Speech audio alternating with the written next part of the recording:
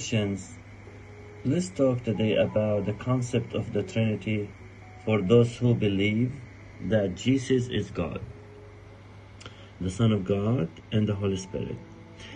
We can ask a simple question.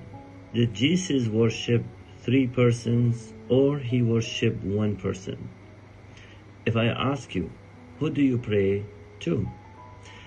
The common answer would be Jesus. But did Jesus himself ever say, I am praying to the Son, to the Holy Spirit, and the Father? Or did he only pray for or to the Father? If Jesus only prayed to the Father, it suggests that we should also direct our prayer to God alone, rather than to the Trinity as a whole. However, many Christians consider the Trinity as multiple gods, which does not make sense.